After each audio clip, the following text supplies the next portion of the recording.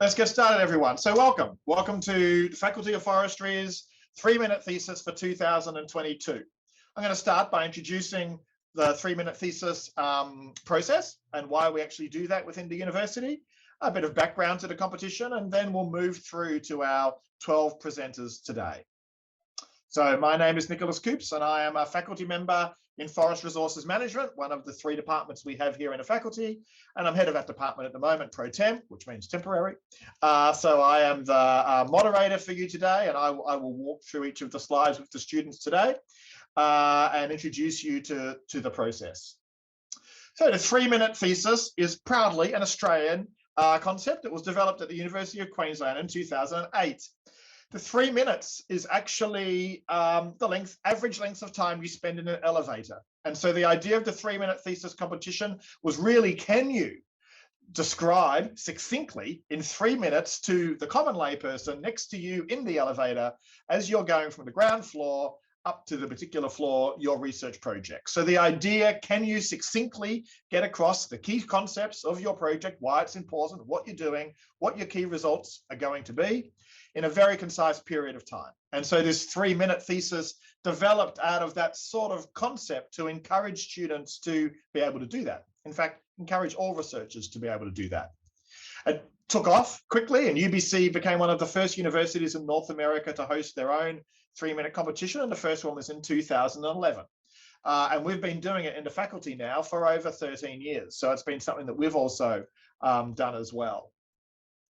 The top presenter from UBC will go into the Western Canada final, and there actually is a Western final that goes on to the Canada final. So this is from forestry to a UBC competition to a Western Canadian competition to a Canada-wide competition. So if you're successful today, you'll continue to improve and give your presentation to larger and larger audiences. And I'm delighted to say that a number of students from the Faculty of Forestry have gone quite high in the competition. So hopefully we see the same today as well. There are rules around a 3-minute thesis presentation. They're only allowed 1 slide, no electronic media or props. Ideally, each student will be reading without any notes, so you'll be speaking straight to the screen. 3 minutes, obviously, maximum. We're looking for information about the research project that they're working on. We want them to speak well over that 3-minute period without edits and breaks. And then it's going to be reviewed by 3 judges that we have here today. I'm delighted to introduce them. They're all faculty members in forestry. Ignacio Barbeito is a new faculty member, an assistant professor here in Forest Resources Management. Ignacio's first time to do this, so we're very grateful for Ignacio for you to do that. Rob Guy, our old timer, the previous head of Forest and Conservation Sciences. Rob's done this for a number of years now, and many thanks, Rob, for doing it again this year. And then Julie Cool. Julie is an associate professor in wood science, so all 3 departments are well represented. Julie's also done this for a number of years, and thanks for joining us again, Julie, today. So the judging criteria, what are Julie, Ignacio, and Rob going to use? Well, they're going to see if they could, the comprehension, could they understand what the student was talking about? Did the presentation help them and the audience understand the aims and objectives of the research? And did the person speak in such a way that it was engaging? Did they want to know more? What was the presence of the student as they spoke through the presentation itself? So it's both the content and the communication that's judged by our 3 judges today. It's not easy doing this by Zoom. So things like video quality, if the slide doesn't look that good, or if the sound quality goes in and out, those things are not part of the adjudication process. So students, don't panic. If you're getting a bad connection, just keep talking. Those sorts of things aren't taken into account. We appreciate that this is a slightly more difficult medium than doing it in person. And there are cash prizes. First prize, $350. Second prize, $250. Third prize, $150. There are 12 of you, so there's a 25% chance that you will walk out with cash. So not bad odds. Okay, so with that, we'll get ready to go. I will ask our students to, they know what order they're in, so that will be a good sense for them when they're going to be called. But I will certainly get ready to kick off with our first presentation today. So Here we go. 3-minute thesis, 2022. Our first speaker today is Lindsay Binfield. Lucy's topic is Bamboo Industry Development, a Global Perspective. Lucy's doing a PhD here in forestry with her supervisors of John Innes and Chungping Dai. So Lucy, are you ready? Yes, I'm ready. Okay, take it away. So bamboo. Bamboo is not just plant food, and it's not just a replacement for single-use plastic, what your chopsticks are made of, and probably what your toothbrush at home is made of too. In fact, there's a growing body of interest in and research on bamboo as an ideal on paper tool for pro-poor, climate-smart livelihood development in bamboo-producing countries. So this idea has received a lot of interest for quite a few reasons. First, bamboo grows very abundantly in lots of different places. It grows very fast, even on poor or degraded soils, and it can be harvested on a short rotation cycle, usually without killing the plant. Well-maintained bamboo plantations can even be a carbon sink and offer a wide range of ecosystem services at the same time, including watershed regulation and soil erosion control. Out of the many thousands of applications of bamboo, some, including hand-woven baskets, household articles, and bamboo charcoal, require very little investment and technology, and can also build on existing traditional and indigenous culture and knowledge in bamboo producing communities. So they might be particularly well suited to cottage industries as a source of side income or as a stepping stone to elevate communities out of poverty. That doesn't mean that all bamboo products are low value. So value added materials, including very strong engineered bamboo beams, high-end bamboo furniture, can contribute to and provide access to global markets and provide novel models for sustainable consumption in both bamboo producing and consumer countries. Despite this interesting potential, bamboo resources in most countries remain underdeveloped, which is why many governments and organizations have implemented efforts to promote and grow this industry. The details of these projects differ widely across industry, country, and scale, but they all share the same goal or objective. They want to make the bamboo industry profitable, sustainable, and equitable, and they want to grow the bamboo industry. So that brings me nicely to my PhD research. My aim is to investigate the real-world long-term impact of these projects. All I really want to know is, do the projects work? So I've designed my research as a linear process shown in my slide to explore my topic from different angles. I'm going to draw from methodology from several fields, including systematic mapping methodology to assess the available evidence, in-depth interviews and on-the-ground fieldwork to qualitatively explore the individual and personal impacts of representative projects and case studies, and drawing from the latest research and theoretical framework in program evaluation to develop a comprehensive framework for considering impact in this area. My hope for this research is to contribute to the evidence base on best practice in the area and to support the very many talented, hardworking, and passionate good faith actors in the global bamboo sector to grow the bamboo industry in a more sustainable way. The pictures on this slide was taken by me in China, which has the biggest bamboo industry in the world. My first case studies will take place in China, Ecuador, and India, and I hope to delve deeper into these case studies as my research goes on. Thank you very much. Great, thank you very much, Lucy. Round of applause. Very nice work, very interesting. So I'll just give a couple of seconds for our judges to make a few notes before we jump on to the next one.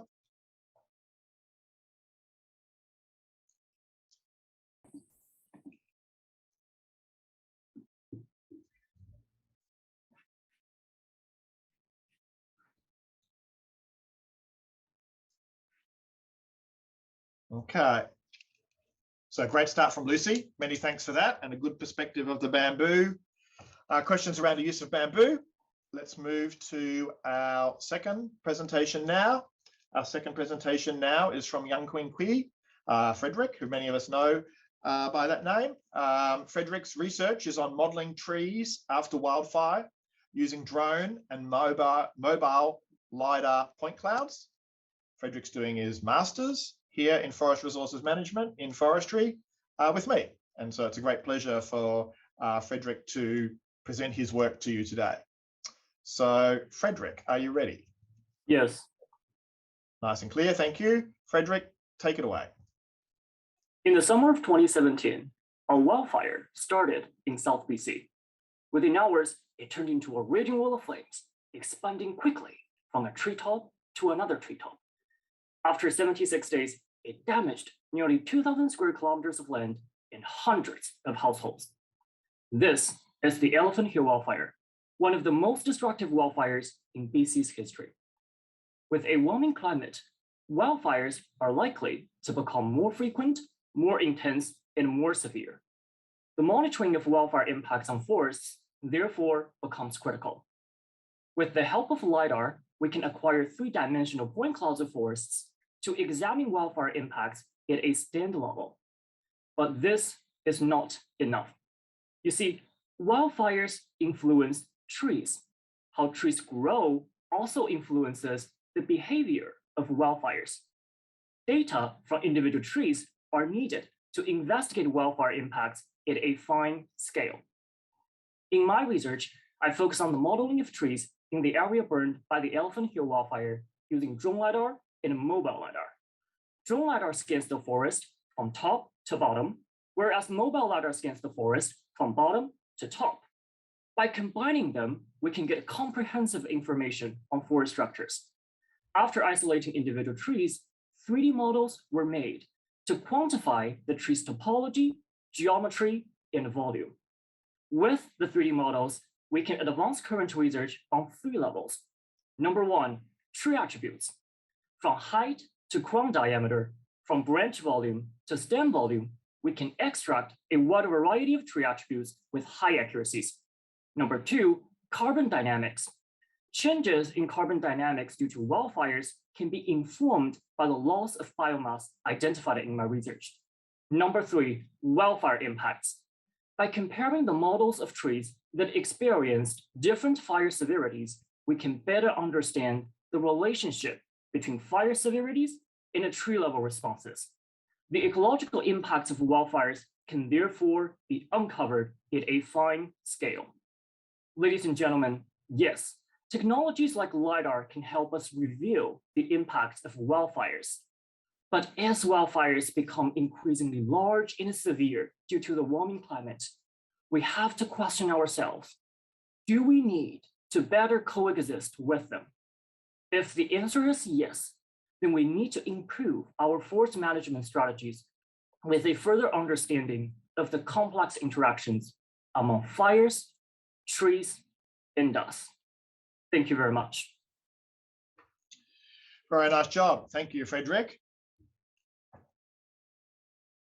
And a great image there as well. Of course, something I'm very familiar with the LiDAR point clouds, but it's just extraordinary that level of detail that we can pull out of these individual trees. And then Frederick's work pulling out that 3-dimensional structure is really interesting.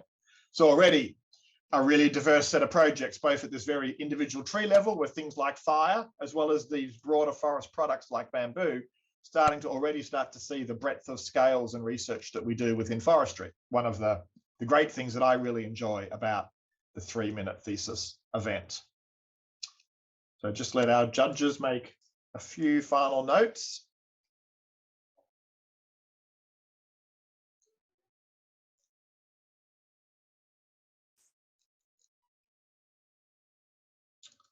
Okay.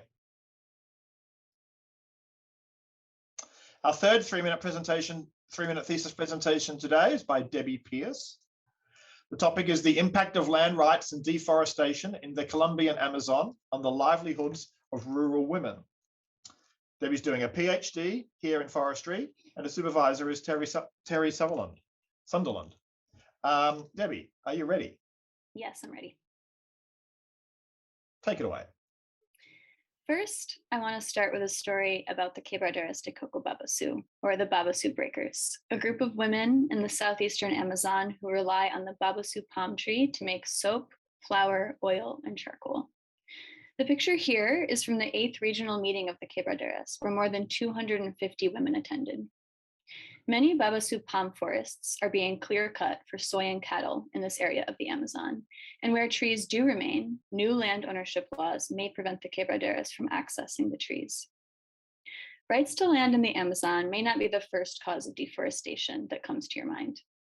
Soy plantations, cattle grazing, or the forest fires that ravaged the Amazon last year may be in the forefront. However, looking into why these forest fires are occurring and why the land can be cleared for soy and cattle often leads to innocuous sounding laws regarding rural land development and private property. Many of these require some sort of improvement to the land in order to claim land ownership, which often involves clearing of forests. In many parts of the Amazon, indigenous peoples and other traditional communities have lacked secure ownership to lands they have occupied for centuries, and many have been driven from their land due to conflict and extractive activities. This has implications for what happens to the forest. Women often have their own priorities for forests. For example, the quebraderas are almost exclusively women, while men do not utilize the babasu palm at all. Therefore, women may have more reason to advocate for the protection of the babasu forests than men. My research will aim to understand how deforestation, land ownership, and women's access to land impact the livelihoods of forest-dependent women in the Colombian Amazon. Deforestation in the Colombian Amazon has increased dramatically since 2016, when the Colombian peace deal was finalized, ending over 50 years of civil conflict with the Revolutionary Armed Forces of Colombia, or the FARC. My research will examine how conflict can affect rights to land and how insecure land ownership could lead to deforestation. I plan to speak with both indigenous and non-indigenous communities that have been impacted by conflict and who rely on forests for their livelihoods. The conclusions of this research may shed light on the link between conflict, insecure land rights, and deforestation, all pressing issues for many forested areas of the world, which will likely be exacerbated by climate change and other global shocks, such as the COVID-19 pandemic, that could increase migration to and from rural areas. Having a better understanding of these issues will improve rural land and forest policy development. Thank you. Wow, very interesting presentation and very interesting thesis topic. So many thanks, Debbie, for sharing that with us. Great photo as well to be able to refer to. So a nice job. The idea of one visual being enough to talk to for 3 minutes and gaining enough attention, I think, is a really good feature of picking that photograph or picking that image that the students want to go away and use. And again, great to see the social dimension starting to come through in these presentations as well. So a very nice one. Many thanks, Debbie. Okay, we're moving through to our fourth presentation now. Just a couple more seconds for our judges.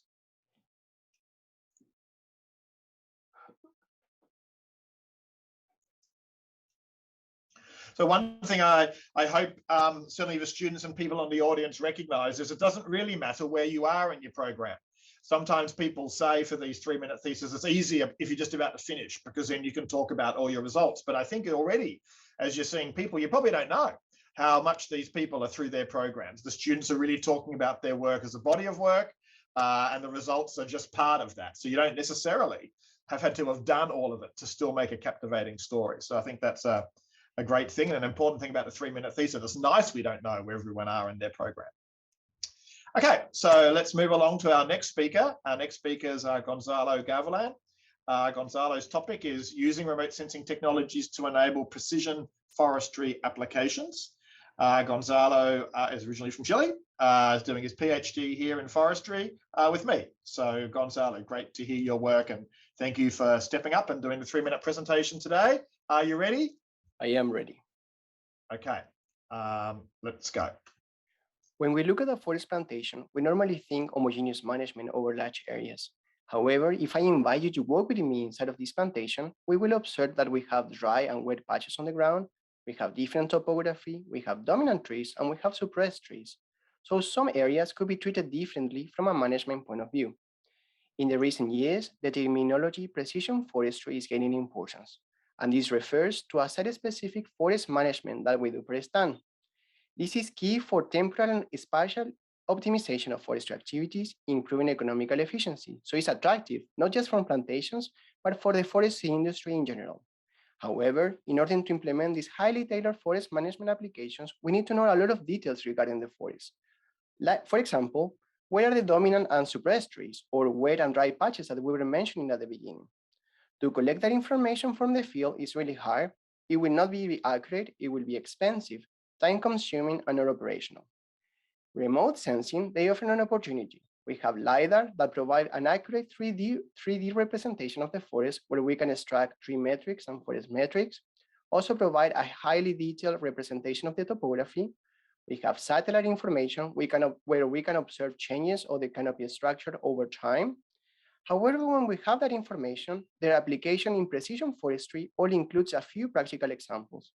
My research will focus on how to implement remote sensing technologies to enable precision forestry applications. We first started by looking how each tree can grow. From LiDAR, we took into account all the spatial distribution from each tree, and we extracted each tree height metrics, where we built a chronosequence of tree height, where we fit it into a growth model, where we were able to successfully predict where the most commercial, valuable trees would be at the moment when they are going to be harvested based on their spatial distribution. Where we're looking at the moment is also how to obtain high-resolution environmental information, including soil morphological and chemical information. So we're using topographic information coming from LiDAR, and we're using how it's related to those variables. The third thing that we want to look is how the forest is changing in terms of growth, how to detect a drift of growth. So for that, we will look at satellite information and the canopy structure and leaf area index in particular, and how that relates to forest growth models, to forest growth. And lastly is how to integrate those three outputs to be able to implement precision forestry with the detailed information coming from remote sensing technologies. Thank you very much. Great. Many thanks, Gonzalo. Well done. A great picture there as well. I have been to some of those plantations in Chile and enjoyed seeing them very much. I, of course, prefer the eucalypt plantation photograph, being a species from my heart, but fantastic. And so it grows so tall, we're like walking through cathedrals of trees. So a great talk, and great to see South America and, well, I guess another Central and South America project and those strong links we have with that part of the globe. So nice work, thank you. Letting our judges make some final notes.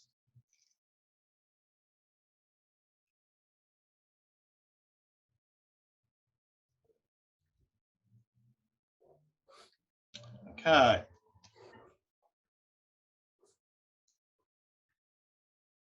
Moving through to our next presentation. David Montwi is one of our new assistant professors in forest resources management. So it's great to see him encouraging his students to come and give a talk. And it's a great pleasure to introduce Sirajul Mustafa. So Sirajul's topic is mixed forests to increase resilience to climate change. Sirajul's doing his master's in forestry with David. Sirajul, are you ready? Yes. Okay, 3, 2, 1. June 29, 2021. Lytton, a village in British Columbia, faced an extreme temperature of 49.5 degrees Celsius, the highest recorded in 83 years across Canada. On the following day, Lytton was burned to the ground due to forest fires. Now, the main enemy behind this is climate change. And in BC, with temperatures rising twice as much as the rest of the world, the water stress for the trees in the forest is only expected to increase.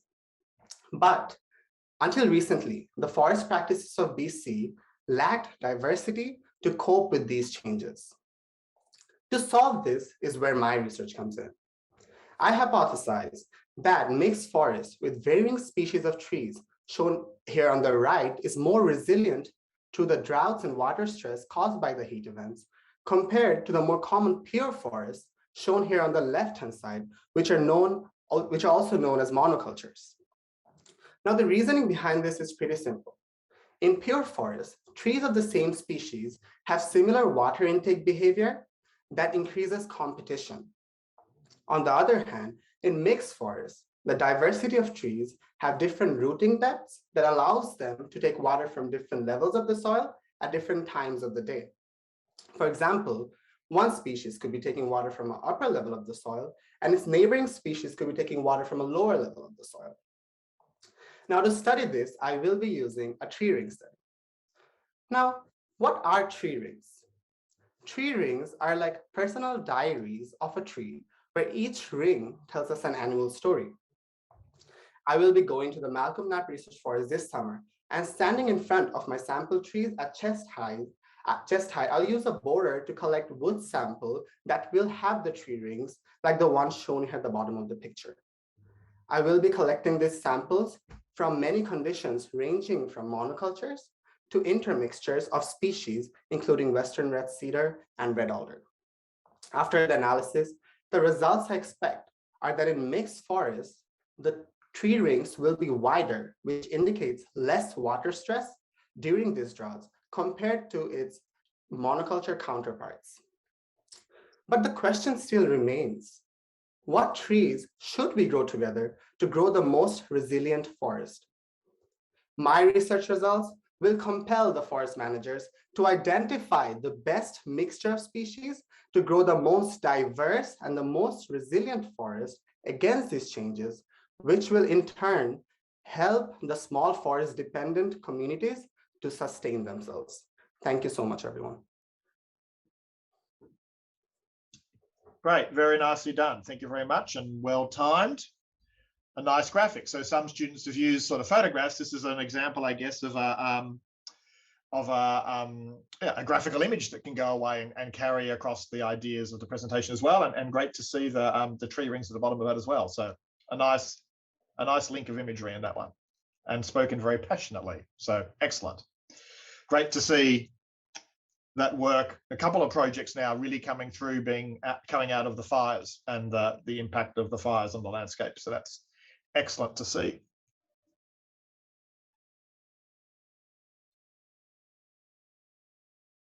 Okay, so moving along to our next presentation.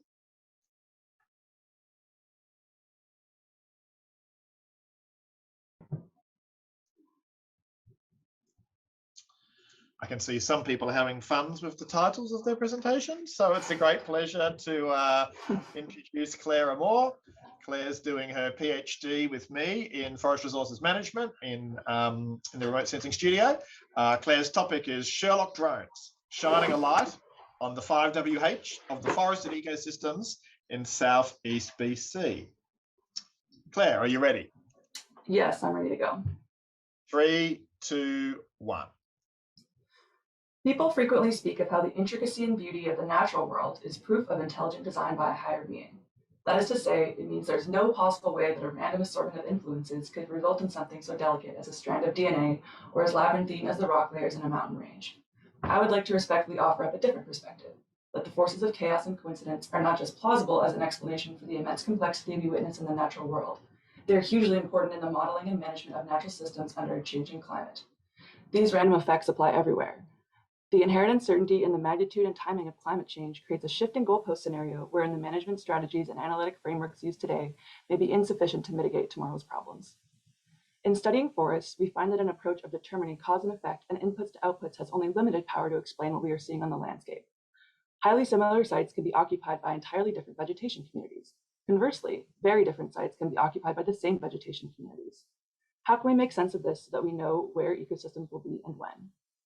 Decades of research has shown that ecosystem condition is highly influenced by abiotic drivers such as regional and local climate, topography, nutrient cycling, and soil type. It is also shown that information about disturbances, including frequency, severity, duration, and type of disturbance, is immensely insightful in explaining variability and outcomes between similar sites. More recently, research has shown that forest structure, that is the three-dimensional arrangement of vegetation, is strongly associated with ecosystem condition and has implications for many forest management applications, including assessment of suitable habitat, wildfire risk, carbon storage, timber harvest, potential, and riparian areas. My research is focused on integrating these three areas of ecological determinants, abiotic ecological drivers, spatial temporal aspects of disturbance, and 3D structure to create a robust ecological mapping framework suitable for a broad range of forestry applications and management scales. First, LiDAR point clouds are collected using aerial platforms such as RPAs and helicopters. Next, I take these LiDAR point clouds and summarize them across different plots. I use different metrics of height, different metrics of complexity, and I also look at the vertical distribution of points. Lastly, I compare these metrics to the disturbance history and biogeoclimatic ecosystem classification of a site to inform users about the who, what, where, when, why, and how of ecosystems. As ecologists, it's intimidating to contend with an object of study that at times seems determined to elude explanation. But by combining information on ecosystem drivers, spatial temporal patterns, and forest structure, we can develop robust modeling frameworks that give us the who, what, where, when, why, and how of ecosystems in a future full of questions. Thank you. Great, thank you very much, Claire. Nice job. Some really nice images there of the LiDAR point cloud, and then the graphics explaining the overall thrust of the PhD. So that's great. Thank you. Thanks. So we're also forest production coming from some of the talks, but now also is ecosystem management and the concepts of ecosystem management as well. Okay, we're actually 6 slides through, so I normally talk about something halfway through just to take up time. I was watching the Olympics for the last few weeks. Many of you who know me, I'm very sporty, and I really enjoy following these types of competitive sports.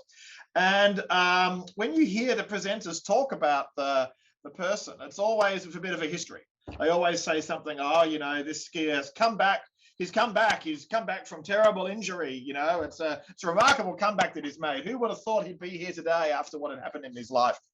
I thought to myself, why don't we talk about ourselves like that as scientists? When I give a talk at a conference, why aren't I introduced in the same way that like the sports people are introduced? So I sort of thought maybe I could write one myself about how I could be introduced as a scientist, just like we'd introduce perhaps one of our medalists in a competition. So I guess it could go something like, here's Nicholas Coops. He's had some strong showings in the publication cycle, and actually had a personal best with a paper last time we saw him in Forestry College of Management a few years ago. But he's really had some setbacks. He had a brutal rejection from nature climate change, which really set him back. And he and his coach in his research lab wondered if he'd ever write again. It was such a brutal rejection. But he's come back step by step, a few papers, regional journals. He got a Forestry Chronicle article published just a year ago, and that really started to move his momentum along. And here he is, back again, ready to publish in that top tier, highly ranked journal. Here's Nicholas Coops. So how about that? What a nice, thank you, Liam.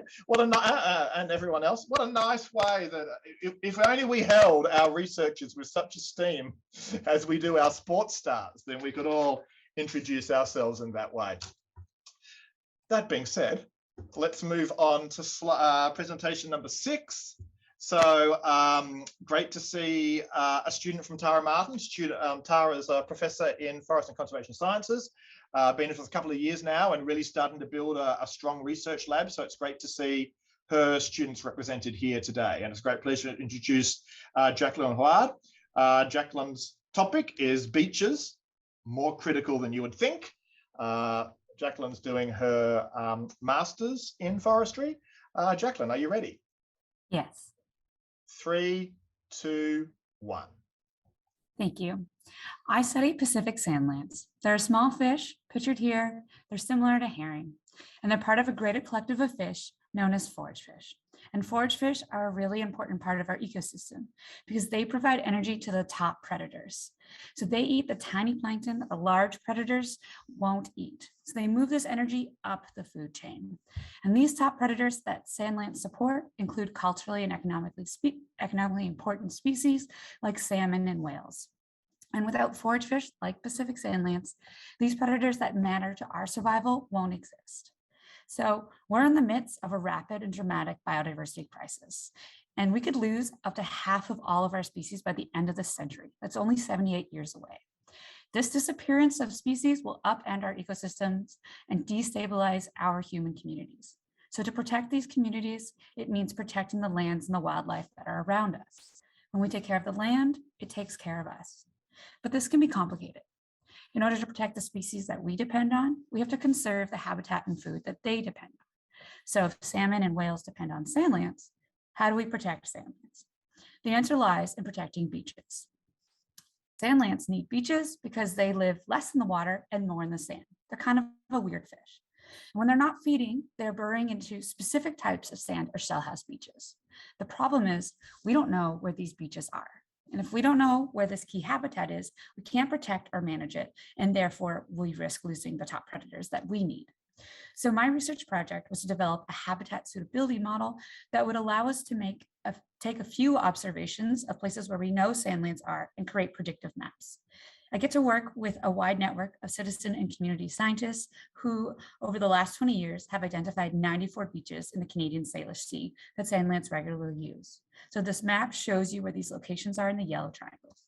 I was then able to use these findings to create a predictive model to show where the beaches are. And what we find is that less than 5% of the Canadian Salish Sea has suitable beaches for Pacific Sandlands. So in this map, that's anywhere where it's really dark purple, which you pretty much can't see because there's so little of it. So we are working closely with regulators like DFO to get this information into their hands, into the hands of decision makers. They will then be able to use these maps when they're designated protected areas and determining if projects like ports should be permitted in a given area. Ultimately, I want what everyone else does, to live in a place that has clean water, air, and food. If we want to continue to have safe, edible fish and marine-based tourism, we need biodiversity and we need biodiverse ecosystems. Part of that means protecting beach habitat. Thank you. Very nice, thank you. What a great map. You should apply for the GIS map competition that's currently on, because that will be a nice entry. I think it's really nice to go away and see that habitat suitability map and some really nice graphics, and the image is cool as well. Nice to see coastal environments represented as well. Of course, forests, forested ecosystems include more than just the trees. So it's fantastic to see these aquatic ecosystems represented as well. So nice work. Looking forward to seeing that come to fruition. Okay, seem to be on a bit of an aquatic run here. Our next presentation is by Leanna Stackhouse. Leanna's doing her master's in forestry and forest resources management with me. So it's a great pleasure she's agreed to do a presentation here, originally from the US. It's great to have international students with us, and listening to people speak, you realize the diversity of nationalities that we do have in the university by the accents that we hear. Of course, I can pick them up because I don't have one. So it's great to have Leanna give a talk. So Leanna, your title is Thinking Outside the Fish Tank, Using LiDAR to Characterize Riparian Function for Stream Management. Leanna, are you ready? Nicholas, to quote the great American TV show SpongeBob, I am ready. 3, 2, 1. How is a river like a fish tank? There's the obvious, both have water, which is the big one. Most of the time, both have fish. They also both have a filtration system. Whereas a fish tank might have one of those aerator bubble charcoal filters like in Finding Nemo, a river has a riparian buffer zone, a green corridor of vegetation and trees that runs alongside the stream banks. Riparian buffer zones act as filtration systems for the river by preventing agricultural runoff from entering the stream and keeping the banks together to prevent sedimentation. We go back to our aquarium analogy. We know that bigger tanks might need bigger filters, or tanks with different types of fish might need different types of filters. Similarly, a larger river will need a wider buffer zone, or a buffer that can target specific needs. Now let's say there's something wrong with our filter. In a fish tank, when the water gets muddy and the fish start floating to the top, you could reach into the filter and check out what's wrong. This is much harder to do in a river, because instead of a 20-gallon fish tank, we're now looking at 2,000-hectare plots of ecologically complex and sensitive watershed. It's not a matter of popping open the lid and seeing if there's a clog. We need the ability to look at multiple ecological features over large distances with a high accuracy to diagnose where our filter is broken. So if we look at the slide, we have our metaphorical fish tank, and we have our river with its vegetated riparian buffer zone.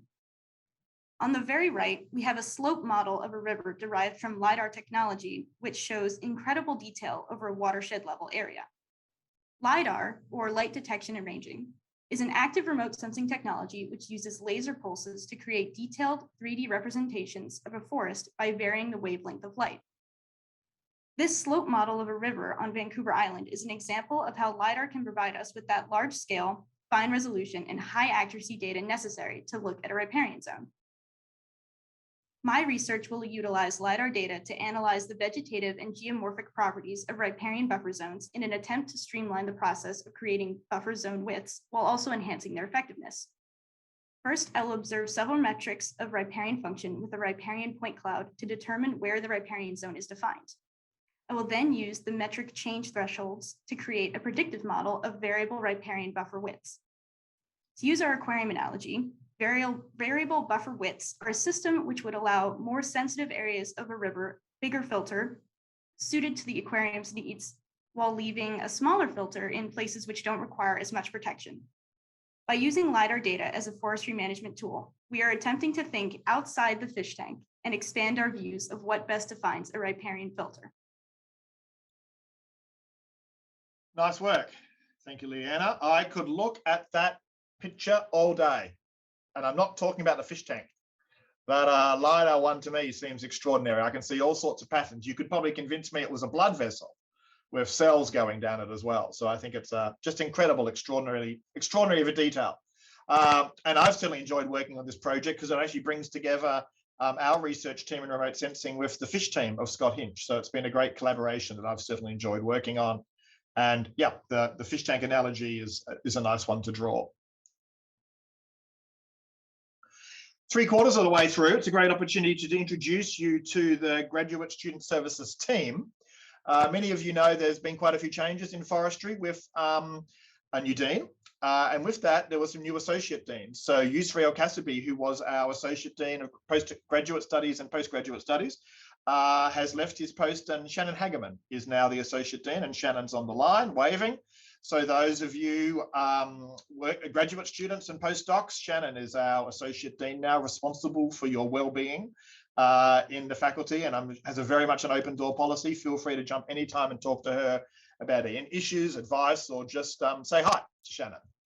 As part of that change, Gail Kosh also finished her time at UBC, and Julie Morey has taken over from Gail. So many of you might have known Julie, she was in the office, but now she has risen to the key person that you would speak to about your program. So once you're at UBC and you're in your program, then Julie is the person that you speak to. So Julie has taken over that role from Gail and is doing a tremendous job. Many thanks, Julie, for that. And then, of course, Robin, who has been with us now many, many years. Robin is the person that you would have talked to originally when you applied. So Robin is the person who takes all our applications, the many hundreds that we get for UBC, works diligently with the professors, works with the student, and brings them into the faculty. So Robin is the first point of contact. Robin gets you in. Once you're in, you've got Julie, and Shannon oversees your overall happiness. So I hope they're the names that you recognize some, but I hope you now get a sense of where they fall in the roles that we have at Forestry now, and all three doing a superb job. We're very lucky to have all of you. Okay, 3 to go. So it's a great pleasure to introduce now Shiva Zargar. Shiva's topic is the sustainable bioeconomy. Shiva's doing her PhD here in forestry, and a supervisor is Qingxi Tu. So Shiva, are you ready? Yes. 3, 2, 1. Climate crisis, soil pollution, water pollution, air pollution. What is the solution? You might think of stopping extraction and utilization of fossil fuels, but it's not a solution for now. Don't get me wrong, I'm not giving thumbs up to fossil fuels. I'm saying when our life and current economy hugely depend on fossil fuels, we need strategies to first eliminate this dependence. We are surrounded by fossil fuel-based chemicals. They are in our hand lotions, toothbrushes, shoes, bicycle tires, and even in our medicine. This list goes on and on.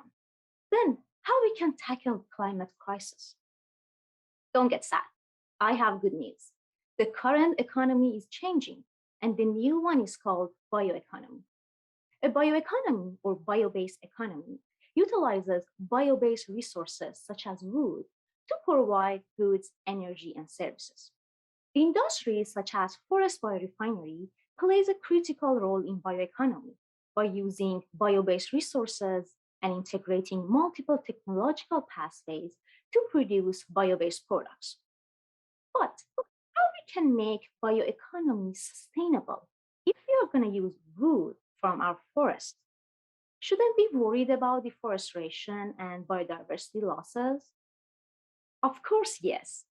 We need a strategic planning to understand the potential sustainability impacts of forest biorefineries from environmental, technical, and economic perspectives.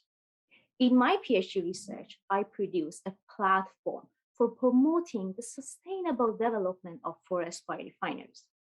The platform includes a database of different technological pathways that produce biochemicals and models to assess their environmental and economic implications.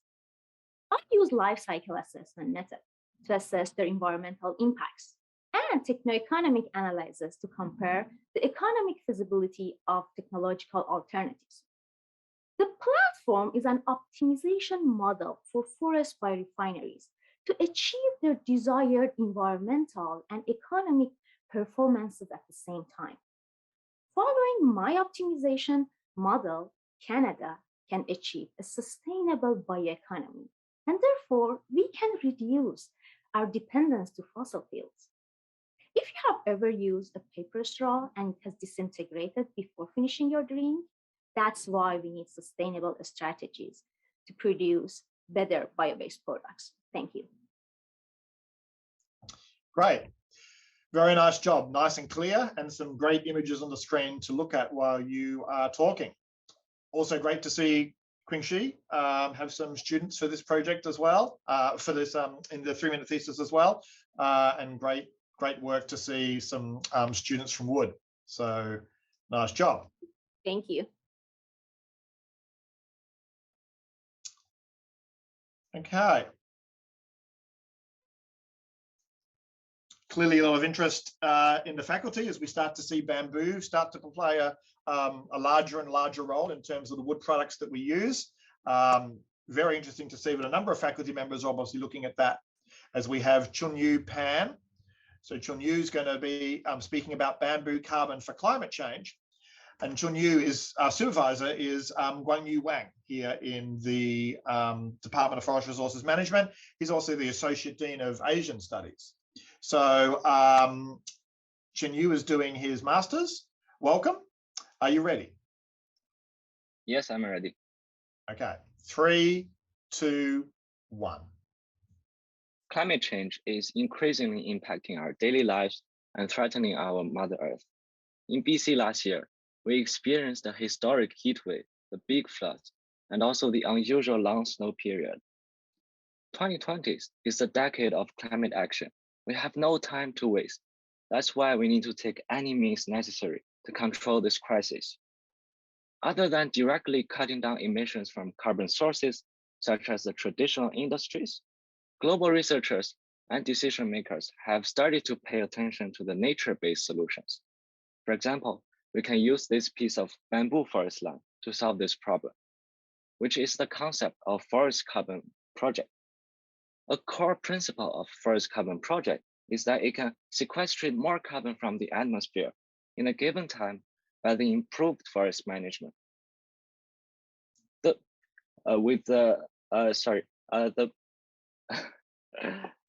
Improved forest management. There are numerous methodologies and models that deal with the tree forest. It can tell how much carbon a tree forest can sequestrate each year. However, we don't have a good one for bamboo. Bamboo is a rich resource with huge potential for mitigating climate change. And it is a natural carbon sink that can grow very rapidly. With proper management, the bamboo forest can sequestrate carbon more efficiently. Moreover, bamboos are widely distributed across the planet. Unlike other tree species, bamboos are projected to expand their distributions in the future under most climate change scenarios.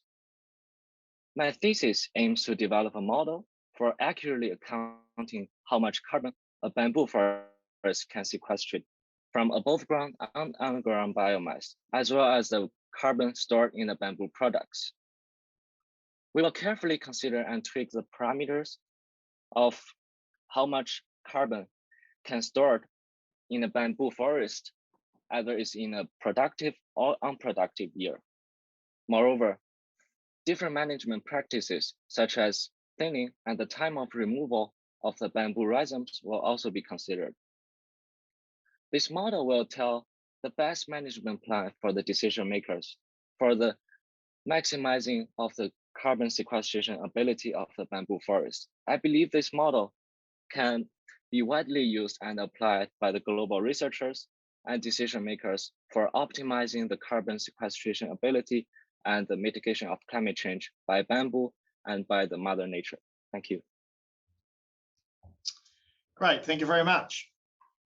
And great to see that perspective of bamboo being a carbon sink and how it might play a role as a natural climate solution. So that's great. Really interested in hearing about that. Certainly seeing some of the growth rates of these bamboo plantations is staggering. So really nice to see that. And yeah, a really interesting photo of that. So thank you very much for sharing your research with us today. In my introductions of people in the lab, I would be remiss if I didn't mention Stefan Ching. So Stefan is our AV guy today. Thank you, Stefan, for doing that. But Stefan also works in the office as well. He's our awards coordinator. So many of the awards that you apply for, all of the work that's done around ensuring that you're eligible, ensuring all the paperwork's correct, making students know what awards, that all falls in Stefan's desk. So probably the most important person at all, since you're the person who gives out the award money. It's great to have you here, and thank you for your hard work as well as part of the team. Okay, 2 to go.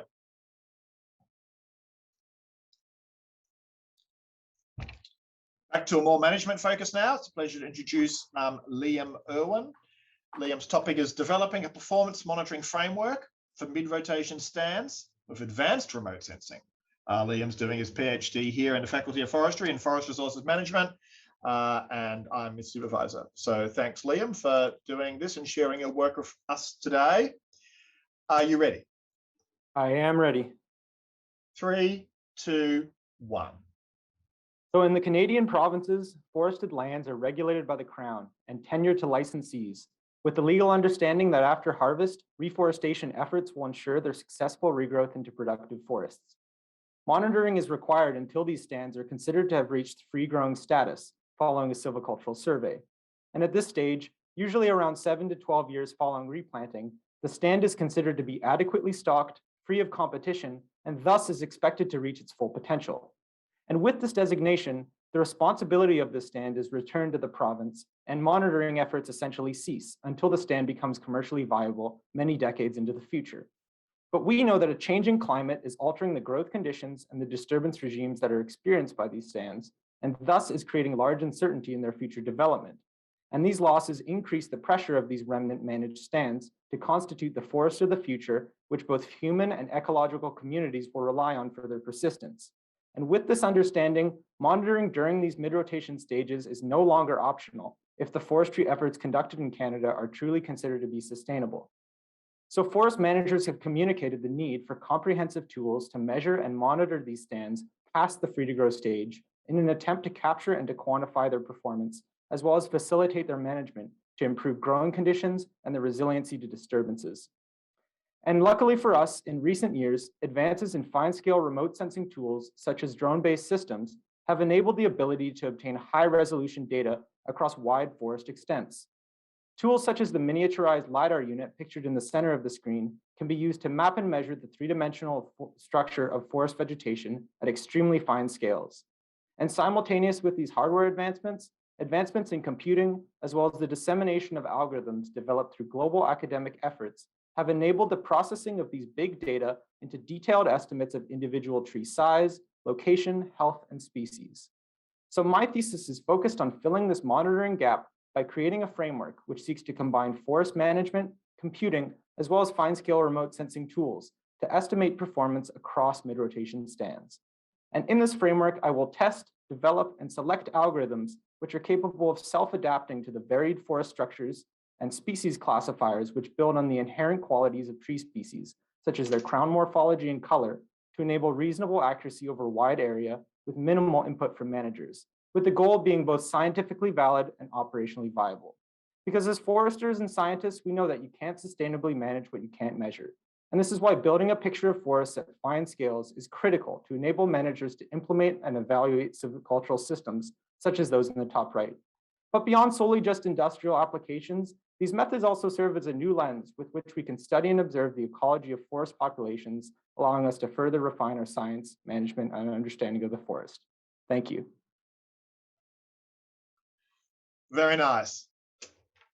Clear tracking of the red line towards the end. Very nice job.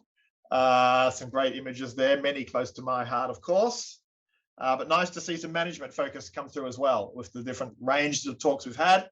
Nice to see some BC forest production ones as well. Great. Just let our judges capture their notes for that.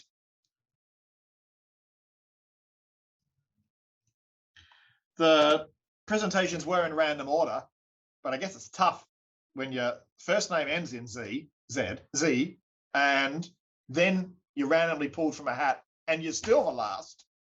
You have to wonder what's going on. So it's a pleasure to introduce our last speaker. Great to see someone coming from Scott Hinch's lab. Scott is our world-class professor in salmon and fish in forest and conservation sciences. So it's great to have representation from his lab today. So Zachary Sherker, Zachary's topic, his PhD, what he's doing here in forestry is effectiveness monitoring for culvert remediations to improve salmon migrations. Zachary, are you ready? Yep. 3, 2, 1. Culverts are the most insidious and numerous barriers for fish movement globally, blocking salmon from tens of thousands of kilometers of otherwise perfectly viable spawning and juvenile rearing habitat upstream. Culverts are corrugated metal pipes that basically pass full streams underneath road crossings, but often they were built undersized for the streams that they were passing, resulting in stream constriction that results in basically unnaturally high flows coming through the culverts, forming a hydraulic barrier to fish movement. But over time, these high flows also result in erosion on the downstream end that can result in a steep outflow drop. So now the fish don't have to worry about not being able to get through the culvert because now they can't get into it. Now, what is the scale of the problem in British Columbia? And it's massive. There's 440,000 culverts in British Columbia, of which about half are on salmon-bearing streams, of which as many as 70% are partial or full barriers to fish movement.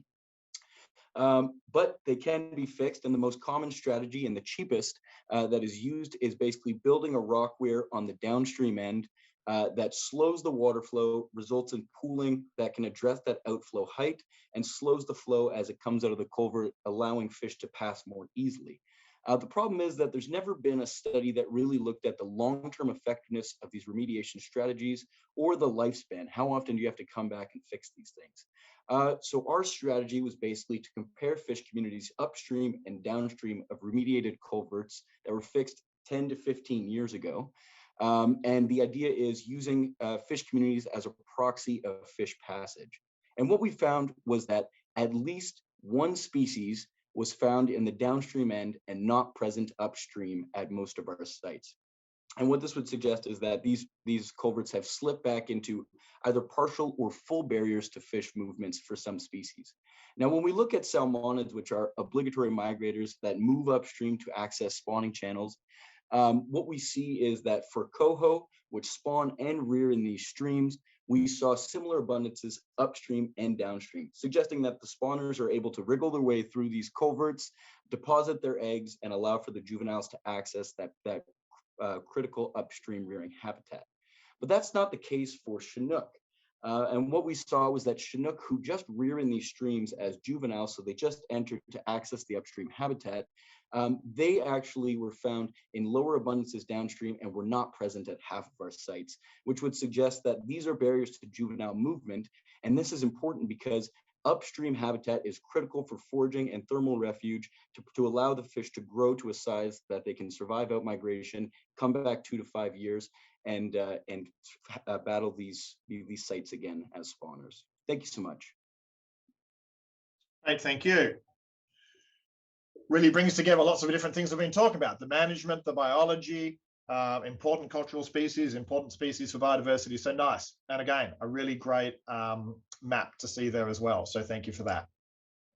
Many thanks everyone for your talks.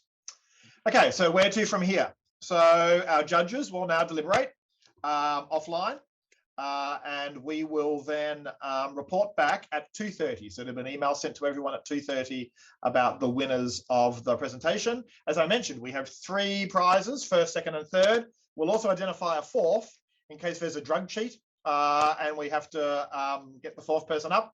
There's a fourth person as well. That's so when we go into the university-wide competitions, that if one of the 3 winners can't do it, then it's great to have a runner-up as well. So that's excellent. So just before we finish, let me thank our judges. Thank you, Ignacio. Thank you, Julie. Thank you, Rob, for taking detailed notes. And last of all, thank you very much, Robin. A lot of hard work's gone into that. In fact, you told me you've been planning this since last November. So it takes a lot of work to get all these students to get their presentations ready. So many thanks to you for being so passionate about this, so enthusiastic for doing it, pulling everyone together. Very much appreciated. We will do this again in 2023, and we will do it live. If it means all of us wearing biohazard suits, we'll be doing it live in 2023. So I look forward to seeing you all then. Many thanks, everyone and judges. Look forward to the scores. If I had to guess, I've got no idea who the winner would be, but I tell you who's the winner. We all are, with graduate students like you. Thank you very much, everyone. Take care.